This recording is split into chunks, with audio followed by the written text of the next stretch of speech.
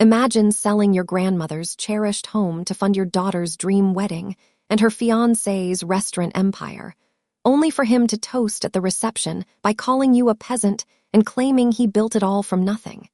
Hit like if you think Anahit deserved her epic revenge. Thank you, Eliza, for giving me this space to share. It's empowering to finally voice how I reclaimed our family's dignity. Let's dive into what happened. The champagne flute trembles in my hand as I watch my son-in-law toast his self-made success to 200 guests. Guests celebrating at a $250,000 wedding I funded in a ballroom paid for with the sale of my grandmother's house. But Jean-Pierre doesn't know I'm holding more than champagne tonight. I'm holding the legal documents that will destroy everything he's built on my foundation. Let me tell you how we got here. 6 months earlier. Mama, I want you to meet someone special. Sophie's voice carried that breathless excitement I hadn't heard since she was 12 and brought home a stray kitten. She stood in my grandmother's kitchen doorway, fingers intertwined with a tall man whose smile seemed practiced, perfect. Mrs. Markarian, I'm Jean-Pierre Dubois. He stepped forward, bringing Sophie with him, and took my flour-dusted hand in both of his. Sophie has told me so much about you, about this beautiful home, about your family's history. I studied his face, sharp cheekbones, eyes that seemed to catalog everything they saw. Welcome to our home, Jean-Pierre. Are you hungry? I'm making dolma. I was hoping you'd say that. His laugh was warm, genuine sounding. Sophie mentioned your grandmother's recipes.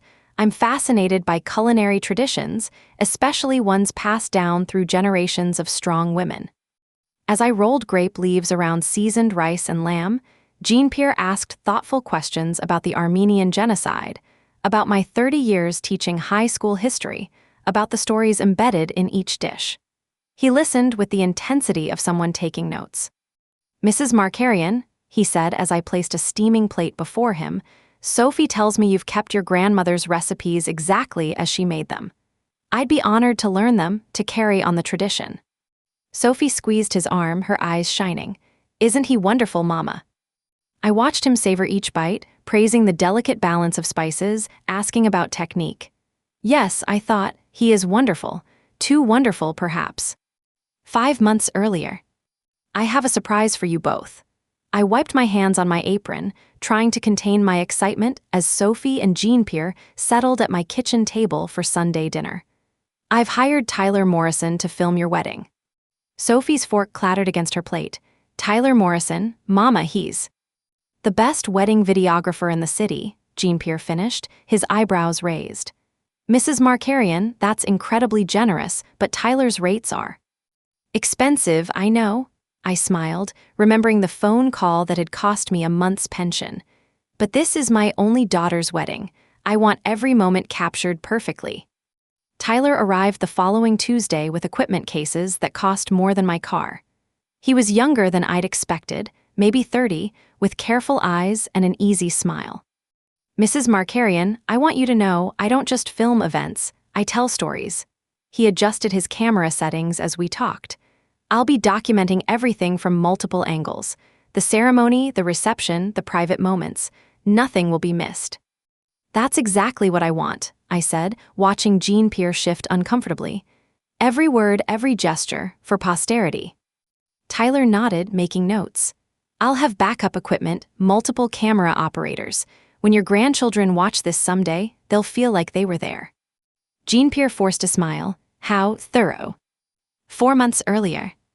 Jean-Pierre burst through my kitchen door at 9:30 on a Tuesday night, legal documents clutched in his hand, sweat beading on his forehead despite the cool October air. Mrs. Markarian, thank God you're still awake. I need your help, we need your help.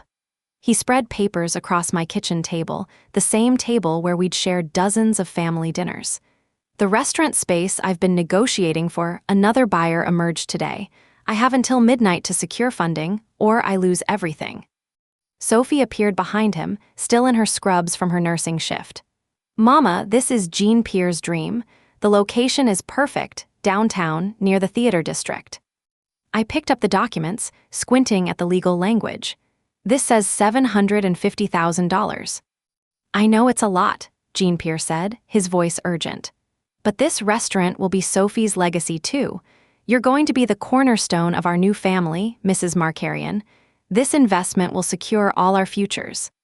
I should call David, I said, reaching for my phone. My son was a lawyer. He should review anything this significant. There's no time, Jean-Pierre interrupted, his hand covering mine.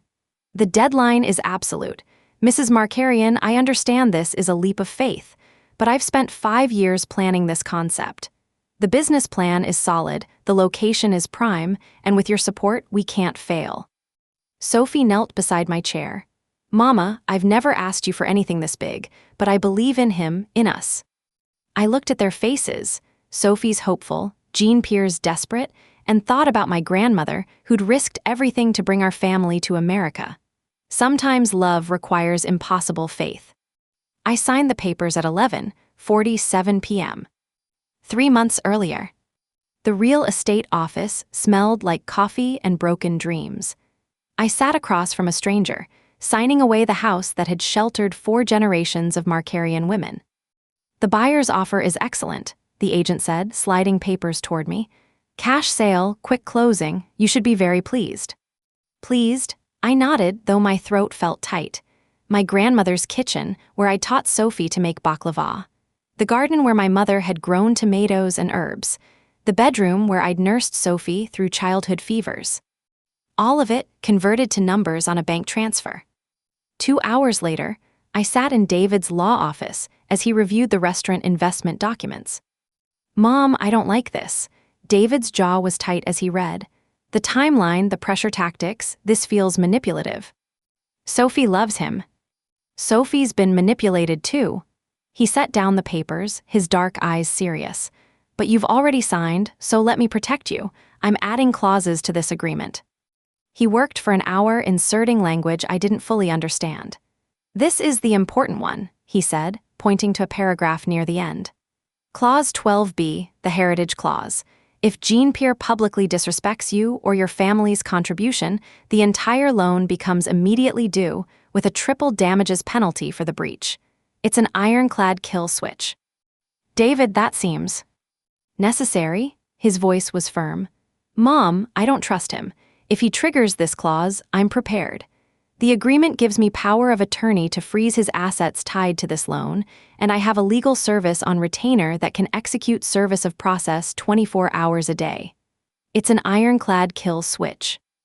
I signed the modified agreement, not really believing I'd ever need David's protections. 2 months of restaurant success. Jean-Pierre's restaurant, Dubois, became the talk of the city within weeks. Food critics praised his innovative fusion of classical French technique with bold international flavors. Reservations were booked solid for months. I kept every article, every review. Rising culinary star Jean-Pierre Dubois has created something magical, wrote the Times food critic.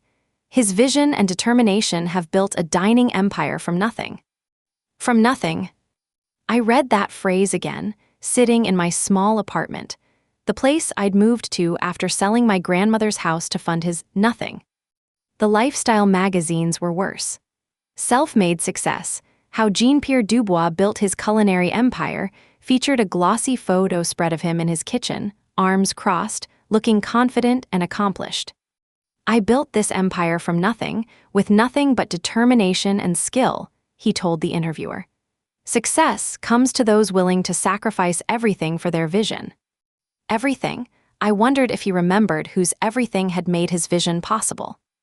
On top of the business loan, I'd written them a check for $50,000 for the wedding itself. I want Sophie to have the day of her dreams, I'd told them.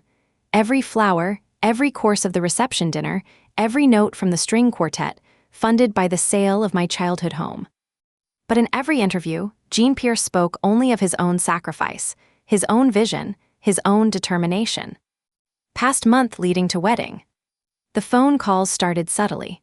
When I'd call Sophie to ask about wedding details, Jean-Pierre would answer.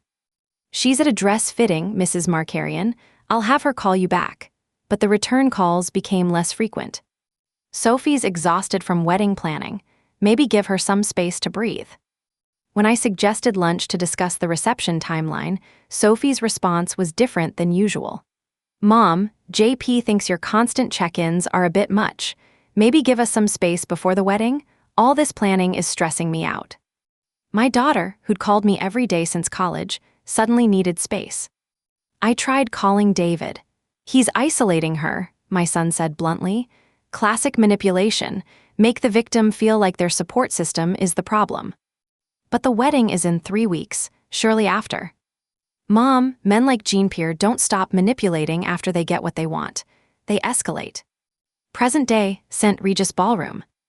Now I stand in the ballroom of the St. Regis Hotel, watching 200 guests celebrate a wedding I funded but am barely acknowledged at.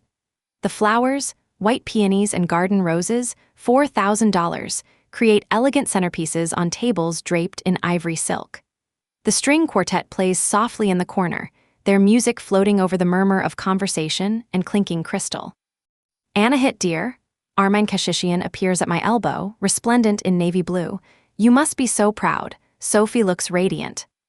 Hagop and Sona join us, my old friends from St. Gregory Armenian Church, forming a familiar circle of warmth in this sea of strangers. The ceremony was beautiful, Sona says, though I noticed the program didn't mention your contribution to. SHH, I murmur, watching Jean-Pierre glad-hand guests across the room. He's in his element here, accepting congratulations on his success, his restaurant, his perfect wedding. But I'm watching Tyler, too. My wedding videographer moves through the crowd with professional discretion, his cameras capturing every moment, every word, just as I'd requested. Everything for posterity. The MC taps the microphone. Ladies and gentlemen, the groom would like to say a few words. Jean-Pierre takes the stage, champagne flute raised, his smile brilliant under the crystal chandeliers. And as he begins to speak about his self-made success, his vision, his empire built from nothing, I reach into my purse and pull out my phone. It's time to make a call. During cocktail hour, I slip away from the crowd to check on the gift table, hoping to see my carefully wrapped present among the others. What I find makes my stomach drop. The gift table sprawls across an entire wall, draped in ivory silk and dotted with elaborate arrangements.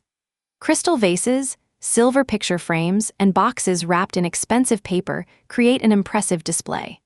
But my modest package, wrapped in brown paper with a hand-calligraphed Armenian blessing, has been pushed to the very back corner, barely visible behind a towering crystal sculpture. I reach behind the other gifts to retrieve it, my fingers trembling as I touch the frame inside. It's a photograph I'd commissioned last month. My grandparents standing proudly in front of the house they'd built with their own hands, the house I'd sold to fund Jean-Pierre's empire. I'd written the story on the back in both English and Armenian, wanting Sophie to understand the sacrifice that made this day possible. Hidden, literally pushed aside. Even our family history gets pushed aside for his new world, I whisper, staring at the visual metaphor of my complete erasure.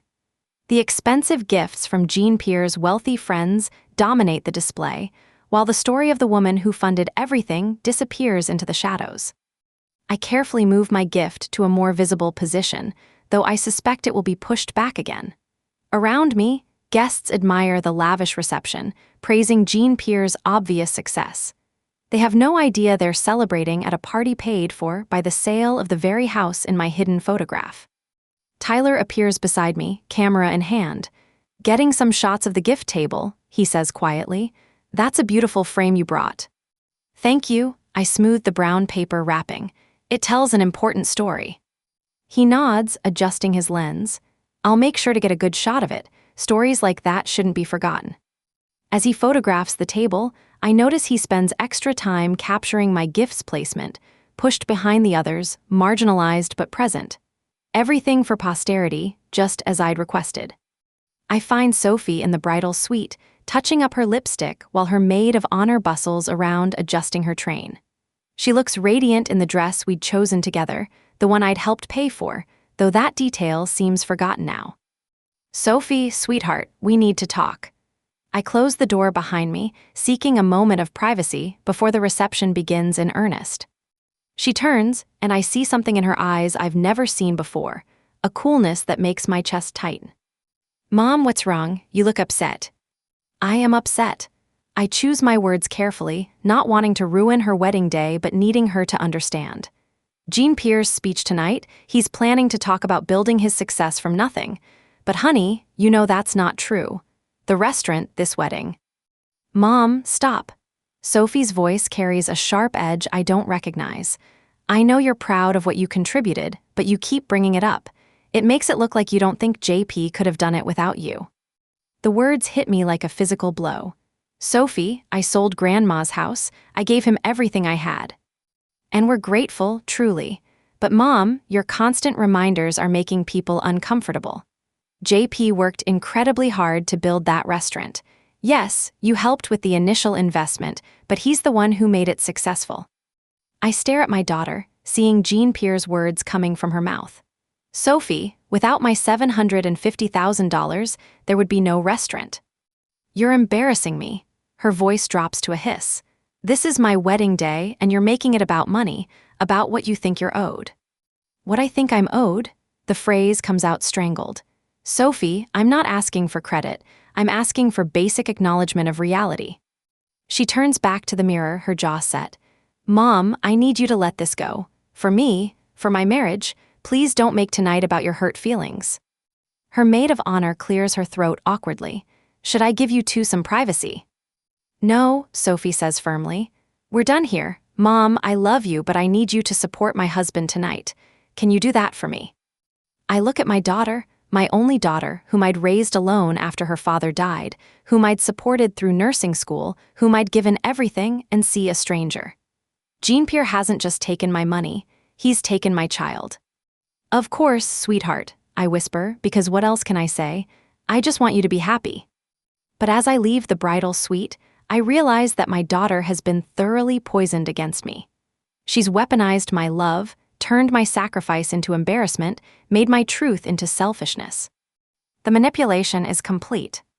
The dinner seating arrangement tells its own story.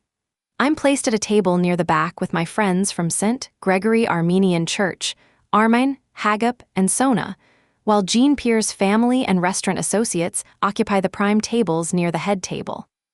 As we settle into our seats, I realize my friends witnessed Sophie's rejection of me earlier.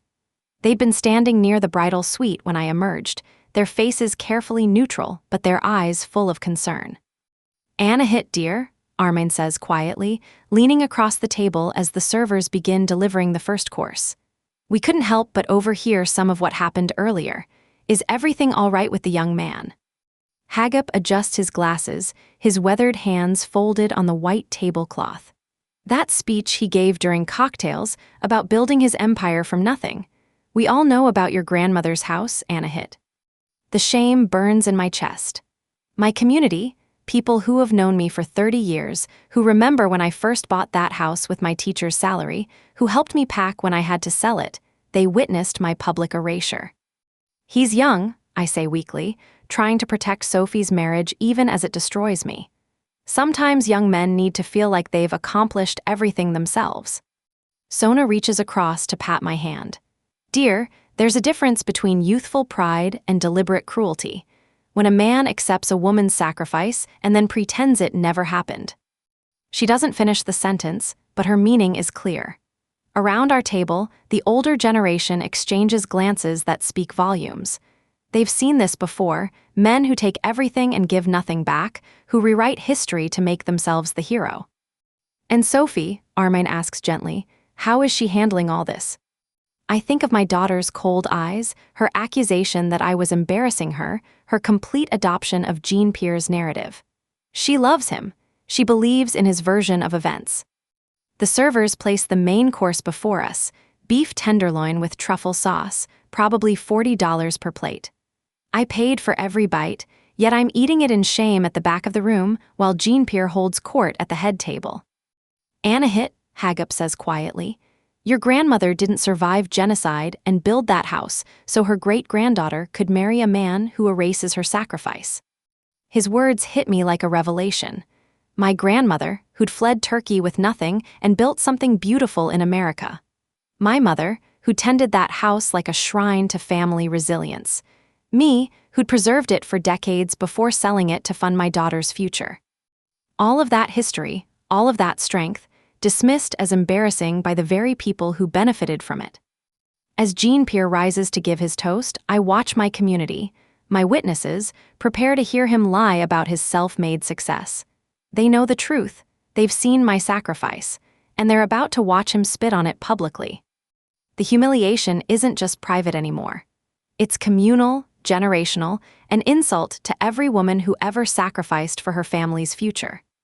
I reach into my purse and feel my phone, David's number already programmed and ready. Around me, 200 guests raise their champagne flutes to toast the groom's remarkable success. But I'm done being erased. I'm done watching my daughter defend the man who's stolen her mother's legacy. I'm done being the embarrassing old woman who dares to remember the truth. Jean-Pierre begins his speech about building his empire from nothing, and I realize that my son David was right. Men like Jean-Pierre don't stop after they get what they want. They escalate. The MC's voice cuts through the dinner conversation like a blade. Ladies and gentlemen, please welcome the groom for a special toast. Jean-Pierre rises from the head table, champagne flute catching the crystal chandelier light. The room settles into expectant silence, 200 guests turning toward the man of the hour, phones emerging from purses and pockets. I notice Marcus, the food blogger from the Times, adjusting his phone mount for Instagram Live. The viewer count climbs, 847-1203, 1,547 followers tuning in to witness this moment. Thank you all for being here tonight, Jean-Pierre begins, his voice carrying easily through the ballroom's acoustics. This celebration represents more than just Sophie and my union, it represents the American dream realized. He pauses for effect, his practiced smile sweeping across the crowd. I watch from my back table as my church friends shift uncomfortably, knowing what's coming. 5 years ago, I had nothing but a vision and determination. No family money, no connections, no safety net. His voice grows stronger, more confident. I built Dubois Restaurant from the ground up, every decision mine, every risk mine to take. The crowd murmurs appreciatively. Several guests nod, impressed by his self-made narrative. Marcus's phone shows 1,847 viewers now, the comments flowing. Inspiring, true entrepreneur, living the dream. Success in America isn't about where you come from, it's about where you're going. It's about having the courage to build something from nothing without asking for handouts or expecting others to carry your weight. My champagne glass trembles in my hand. The words slice through me like physical blows, each phrase a deliberate erasure of my sacrifice. Around me, Armand's face hardens. Hagup removes his glasses to clean them, a nervous habit when he's angry. Jean-Pierre's voice rises, building to his crescendo. So here's to making it in America through pure determination, pure skill, pure vision, without help from peasants like her, who think their little contributions matter. He gestures toward my table with his champagne flute, and 200 pairs of eyes follow his gaze to me. The silence stretches like a held breath. On Marcus's phone screen, the comment stream explodes. Did he just say peasants? Who is he talking about? This is going viral. I sit frozen, watching my daughter's face at the head table. Sophie's smile falters for just a moment, a flicker of recognition that something terrible has just happened. But Jean-Pierre's arm slides around her waist, pulling her close, and she forces the smile back into place. The word echoes in my mind. Peasants. The same word used to describe my grandmother before they tried to kill her in 1915. The same word that followed our family across an ocean that my grandmother fought to leave behind when she built her house with her own hands. Marcus's viewer count hits 2,156. The damage is spreading in real time, my humiliation broadcast to thousands of strangers who now know that someone's mother-in-law has just been publicly destroyed at her daughter's wedding. But Jean-Pierre isn't finished. He raises his glass higher, his smile brilliant and cruel. To those who know their place, and to those who built their own. The toast lands like a slap across every sacrifice I've ever made. I need air. I need space to process what just happened.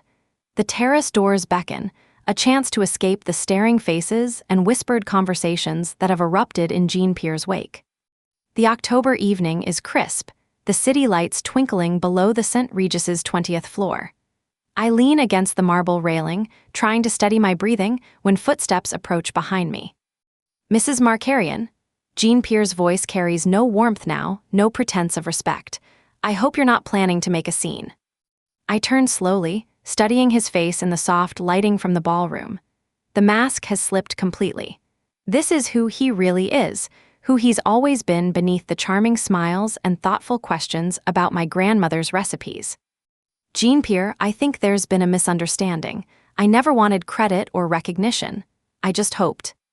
You hoped what? That I'd spend my wedding night thanking you for your little contribution? His laugh is sharp, bitter. You think that house was something special? I grew up with nothing, Mrs. Markarian. That shack you sold is a palace compared to my childhood. I built this, me. The venom in his voice stops me cold. That shack was my grandmother's house, and that little contribution was $750,000. Money you were going to waste anyway, sitting in some savings account earning nothing. At least I put it to good use. He steps closer, his voice dropping to a menacing whisper. And if you think you can embarrass me or my wife with your hurt feelings, you're mistaken. Sophie is my daughter. Sophie is my wife now, and she's embarrassed by your constant reminders of what you think you're owed. Keep pushing this, and you'll find yourself cut off completely.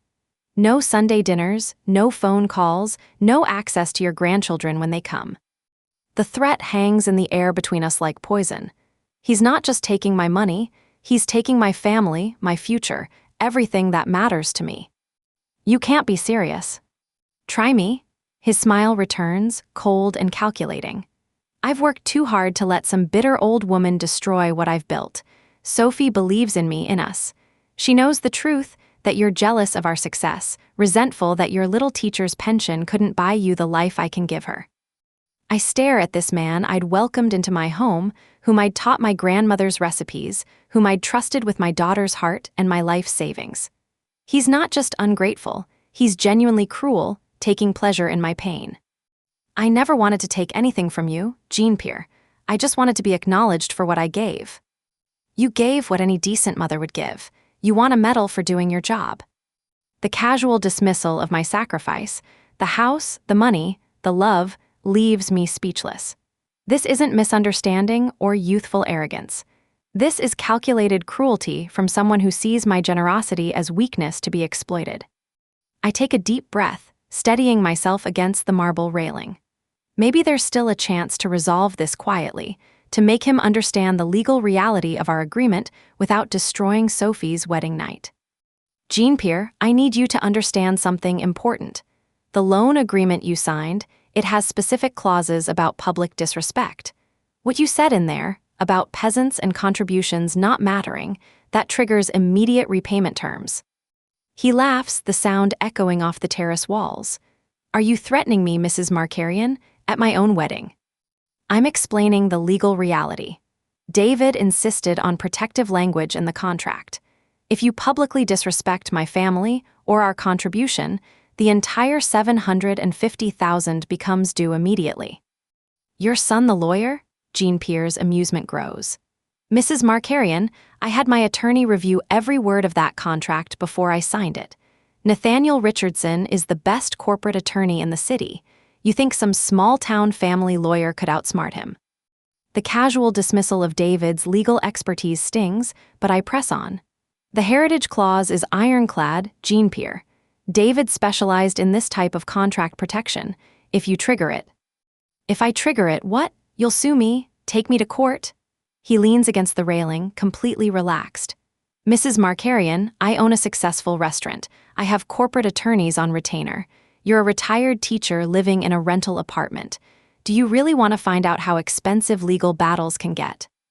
The clause gives David power of attorney to freeze your assets tied to the loan. The restaurant, the equipment, everything funded by my money, it can all be locked down within hours. Nathaniel reviewed those clauses specifically. He assured me they're unenforceable, too vague, too punitive. No judge would uphold them. Jean-Pierre checks his watch, an expensive Rolex I'd never noticed before. Besides, even if your son tried something, my legal team would have it overturned before it caused any real damage. You're wrong about the enforceability. I'm wrong about nothing. His voice hardens. Mrs. Markarian, I suggest you go back inside, smile for the cameras, and enjoy the rest of the evening. Because this conversation is over, and so is your relevance to my life. He straightens his bow tie, preparing to return to his celebration. Oh, and Mrs. Markarian, if you try to poison Sophie against me with these legal fantasies, you'll discover just how thoroughly I can remove you from our lives. The threat is clear, delivered with the confidence of someone who believes he holds all the cards. He genuinely thinks his expensive attorney has protected him, that my family's legal protections are toothless, that I'm just a bitter old woman with no real power. He has no idea what David has actually prepared for this moment. Alone on the terrace, I reach into my purse and touch my grandmother's gold cross, the one piece of jewelry I'd kept when I sold everything else. The metal is warm from my body heat, worn smooth by 4 generations of Markarian women who touched it in moments of crisis. Grandmother, I whisper to the city lights below, you survived genocide. You built a house with your own hands after they tried to erase our people from the earth. You taught me that dignity isn't something others can take, it's something we choose to keep. The cross catches the light from the ballroom, where my daughter's wedding continues without acknowledgement of the woman who made it possible. Through the glass doors, I can see Jean-Pierre working the crowd, accepting congratulations on his inspiring speech about self-made success. But I'm not the same woman who walked onto this terrace 10 minutes ago. Something has shifted, crystallized, hardened into resolve. Jean-Pierre made a critical error tonight. He mistook my love for weakness, my sacrifice for submission. You survived so much worse than this spoiled boy, I continue, my voice growing stronger. You faced soldiers who wanted to kill you for existing. You crossed an ocean with nothing and built something beautiful. You raised daughters who don't bow to men who steal from us. I think of my mother, who'd worked double shifts to keep that house when my father died young. I think of myself, teaching high school history for 30 years, saving every penny to preserve what my grandmother built. I think of the stories I'd told my students about resilience, about fighting back against those who try to erase you. Jean-Pierre called me a peasant, the same word they'd used before trying to murder my family. But peasants, I'd taught my students, were the ones who survived when empires fell. Peasants endured. Peasants remembered. And sometimes, peasants fought back. The gold cross warms in my palm as I make my decision. This isn't about money anymore. It's about dignity, about family honor, about refusing to let my grandmother's sacrifice be dismissed by a cruel boy who thinks wealth makes him untouchable. I can survive this, I tell the night air, feeling strength flow back into my voice. And I can make sure he learns what family contributions really mean.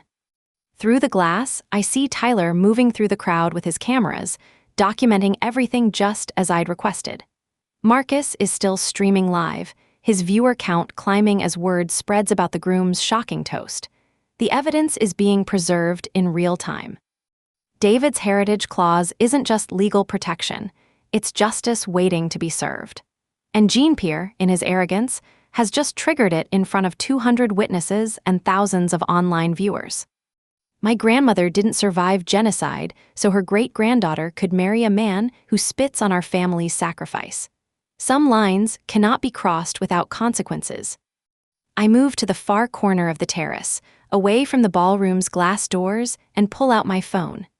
David's number is already programmed for speed dial. He'd insisted on it when he drafted the heritage clause, knowing this moment might come. The phone rings once, twice, then David's familiar voice, "Mom, is everything okay?"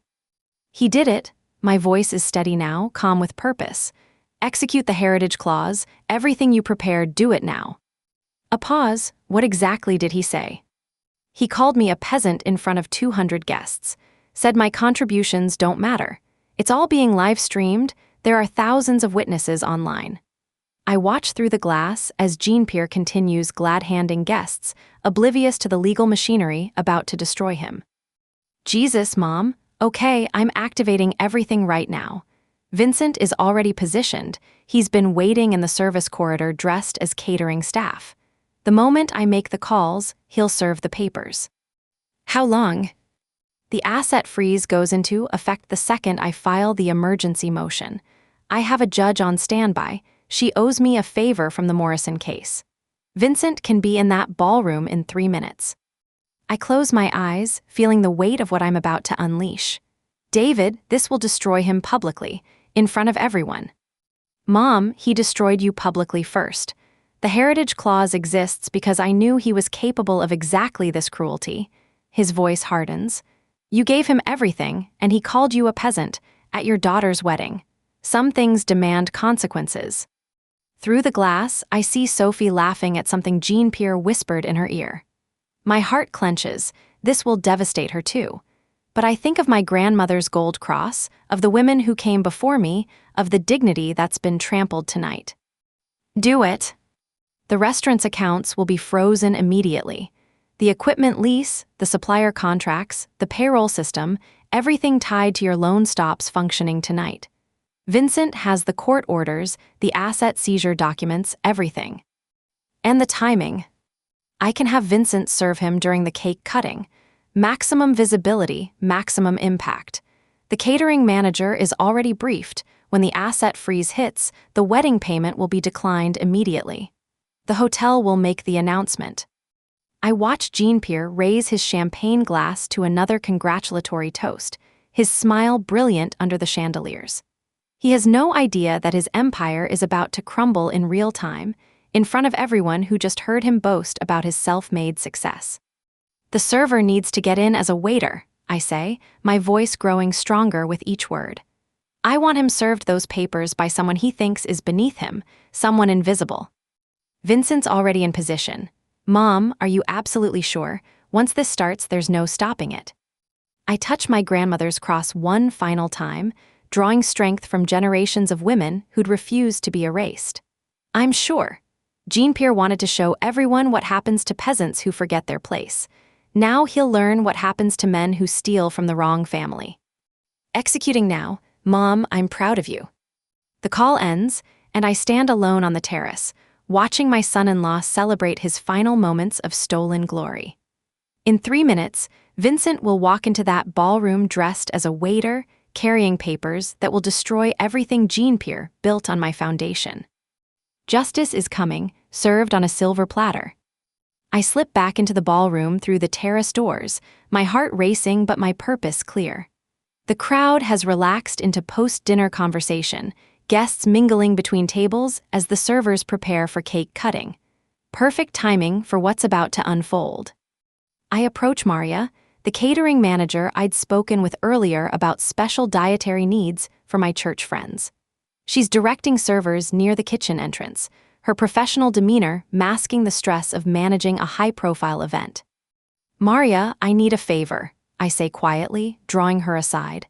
There's going to be a payment issue in the next few minutes. When it happens, I need you to announce it clearly to the room. She frowns, checking her tablet. Mrs. Markarian, the payment cleared yesterday, the full amount for the reception. The payment is about to be reversed due to a legal action. When your system shows the decline, please announce it immediately. Don't try to resolve it quietly. Maria's eyes widen. Ma'am, I don't understand. You will in 3 minutes. Just remember when the payment fails, announce it to the room. The guests need to know. I move toward Tyler, who's repositioning his equipment for the cake cutting ceremony. His assistant is setting up a second camera angle, ensuring comprehensive coverage of the evening's climactic moment. Tyler, I need you to focus on the head table for the next few minutes. Something important is about to happen.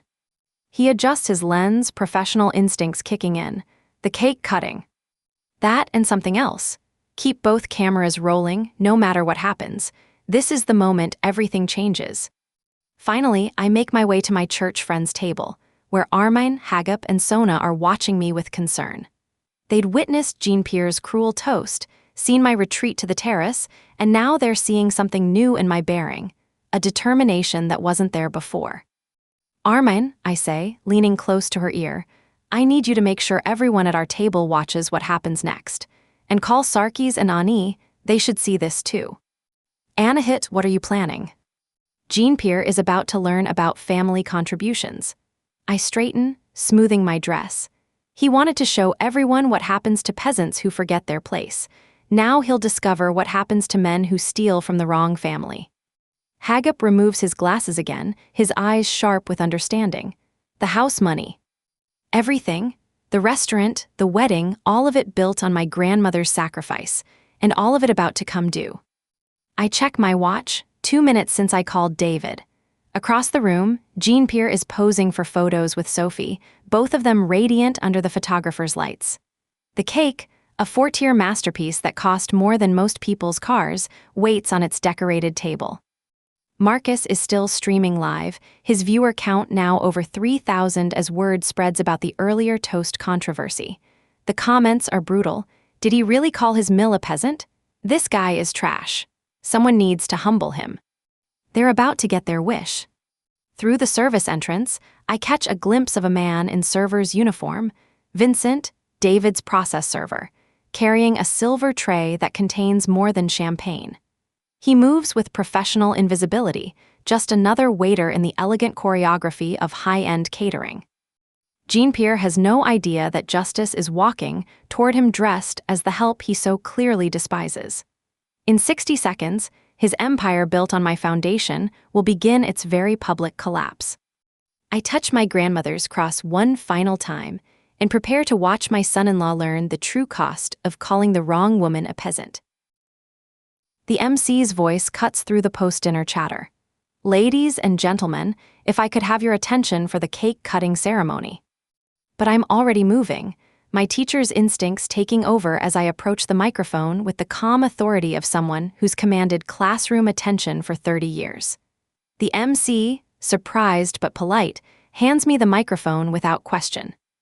Thank you, I say, my voice carrying clearly through the ballroom's acoustics. 200 faces turn toward me, conversations dying as guests settle into expectant silence. At the head table, Jean-Pierre's smile falters slightly, confusion flickering across his features.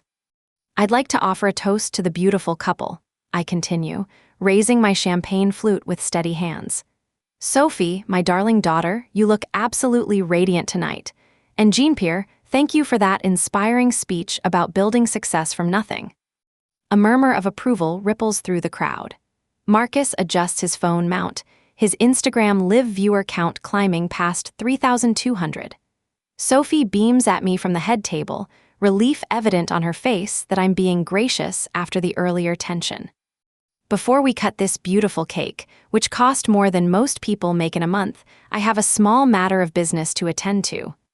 I pull out my phone with deliberate precision, my movements unhurried and purposeful. David, are you there? I dial my son's number and immediately switch to speakerphone, the sound carrying clearly through the ballroom's sound system. The crowd shifts, confused by this unexpected turn. Mom, David's voice fills the room through the speakers. Is everything ready? David, I stated directly, the loan is due, immediately.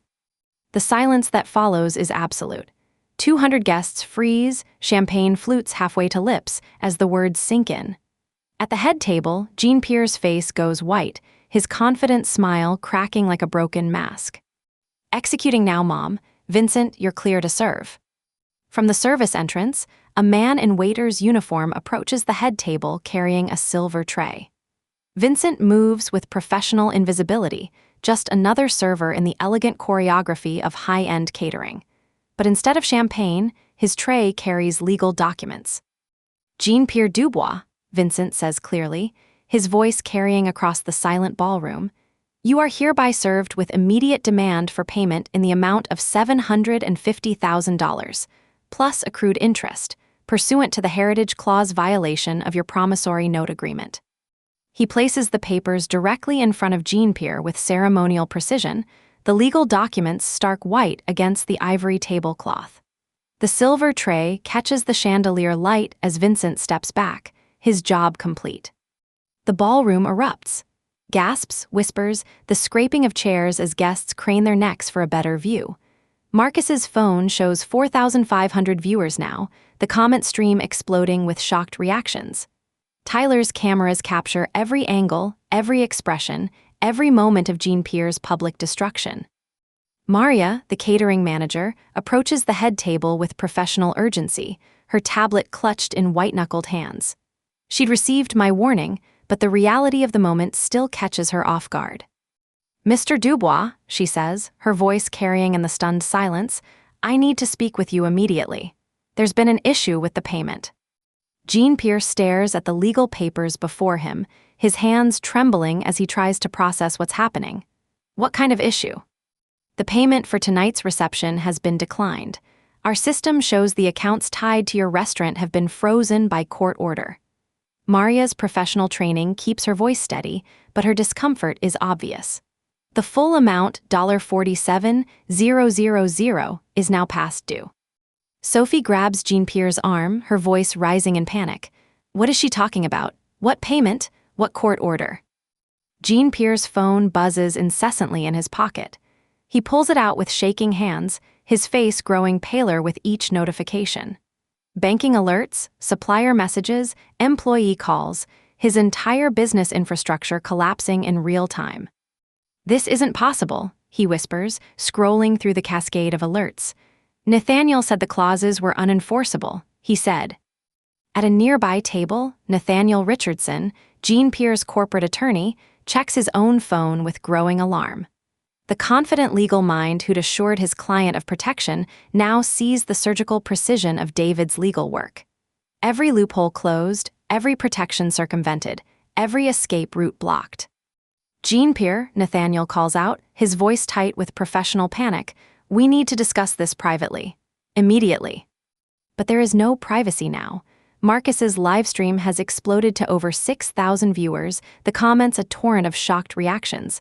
"Holy shit. Karma is real? The mill just destroyed HIM? The # Peasant Revenge is already trending." Sophie stares at the promissory note in her hands, seeing the $750,000 figure for the first time. "Jean-Pierre, what is this?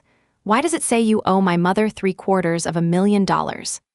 "It's not what it looks like," Jean-Pierre stammers, but his voice lacks conviction. Around the ballroom, guests whisper among themselves, phones emerging to capture the unfolding drama. The fairy tale wedding has become a public execution. Nathaniel Richardson stands abruptly, gathering his belongings with the haste of a man abandoning a sinking ship. "Jean-Pierre, I'll call you tomorrow. This requires immediate legal review." The attorney's retreat sends a clear message to everyone watching. Even Jean-Pierre's expensive legal protection is fleeing the scene. I gestured to the stunned MC for the microphone again, holding my phone up to it so the entire room could hear the final judgment. David's voice cuts through the chaos from the speaker phone, his words delivered with the cold precision of a prosecutor delivering a closing argument.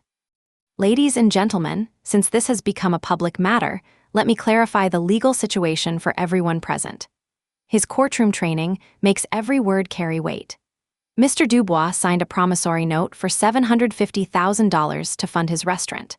The heritage clause, which he agreed to, stipulates that public disrespect toward the lender or her family triggers immediate repayment with triple damages.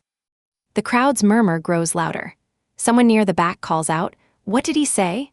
Others shush them, straining to hear every word of this unprecedented legal drama. Mr. Dubois' toast tonight, in which he called my mother a peasant and dismissed her contributions, constitutes a clear violation of this clause. The total amount now due, including triple damages as specified in the contract, is $2.4 million. The number hangs in the air like a death sentence. Jean-Pierre's champagne flute slips from his nerveless fingers, shattering against the marble floor. The sound echoes through the ballroom like a gunshot. "Furthermore," David continues, his voice relentless, "the asset freeze includes all business equipment, real estate, and accounts tied to the original loan. Dubois Restaurant will cease operations immediately pending resolution of this debt." Tyler announces from behind his camera, "I've got 4 hours of footage documenting everything, the disrespect, the public humiliation of Mrs. Markarian, all of it." His professional demeanor cracks slightly, revealing his disgust. This is going to make one hell of a documentary. At this moment, Nathaniel Richardson reaches the ballroom exit, his expensive suit disappearing through the doors as he abandons his client to face the consequences alone. The lawyer who'd promised protection has fled, leaving Jean-Pierre isolated and defenseless. Sophie stares at her new husband with growing horror. You borrowed $750,000 from my mother, you built everything on her money, and then called her a peasant. Sophie, you don't understand. I understand perfectly. Her voice cuts through his stammering like a blade. You took everything from her and then humiliated her publicly, at our wedding, in front of everyone. The wedding cake sits untouched, its 4 tiers a monument to excess built on borrowed money that's now come due. The fairy tale has become a nightmare, broadcast live to thousands of viewers who came for romance and stayed for justice. Jean-Pierre sits alone at the head table, legal papers scattered before him, his empire crumbling in real time while his bride stares at him with dawning revulsion. Sophie stands slowly from the head table, her wedding dress rustling in the stunned silence. With deliberate precision, she removes her wedding ring, the symbol of a marriage built on lies and funded by money stolen from her mother. I can't be married to someone who treats my mother this way, she says, her voice carrying clearly across the ballroom. Someone who takes everything she has and then calls her a peasant for giving it. The ring hits the marble floor with a tiny metallic sound that seems to echo forever. Around the ballroom, guests watch in fascination and horror as the fairy tale wedding completes its transformation into a public reckoning. Jean-Pierre reaches for her desperately. Sophie, please, you don't understand the pressure I was under. I understand that my mother sold her grandmother's house to fund your dream, and you repaid her by trying to erase her from the story. Sophie's voice grows stronger with each word. I understand that you manipulated me into thinking she was embarrassing us when she was the only reason any of this was possible. My church community, Armine Hagup, Sona, rises from our table and moves toward me, their faces shining with pride and vindication. These people who'd known my grandmother, who'd watched me sacrifice everything for my daughter's happiness, now witness the moment when family honor is restored. Anahit, Armine says, taking my arm, your grandmother would be so proud. You stood up for our family's dignity. Hotel security appears at the ballroom entrance, summoned by the chaos. They approach Jean-Pierre with professional courtesy but unmistakable authority. Sir, we need to discuss the outstanding payment for tonight's event. Jean-Pierre fumbles for his wallet, but we all know it's useless. His accounts are frozen, his assets seized, his empire built on my foundation now crumbling back to nothing. He can't even pay for the champagne he used to toast his own success. I touch my grandmother's gold cross one final time, feeling the weight of 4 generations of strong women who'd refused to be erased. The scared, humiliated woman who'd walked onto the terrace an hour ago is gone, replaced by someone who remembers her own worth. Marcus ends his live stream with a final comment to his 8,000 viewers. And that, folks, is what happens when you mess with the wrong mother-in-law. Peasant revenge is real, and justice is served. Jean-Pierre is escorted from the ballroom by security, unable to pay for anything, his wedding night ending in public disgrace and financial ruin. The man who'd built his empire on my sacrifice leaves with nothing, exactly what he'd claimed to start with. I stand surrounded by my community, my daughter finally seeing the truth, my family's honor restored. Some peasants, I realize, know exactly how to fight back. The woman who'd been erased has written herself back into the story, and this time, she's holding the pen. Anahit, your story shows the power of standing firm against those who erase our sacrifices, especially when family legacy is at stake. It reminds us that true strength comes from honoring our roots, no matter the betrayal. Was Anahit's one call justified? Share in the comments. If this moved you, hit like and subscribe for more real justice tales. I'm Eliza Quinn, and remember, here on Wedding Day Justice, veils off, justice on.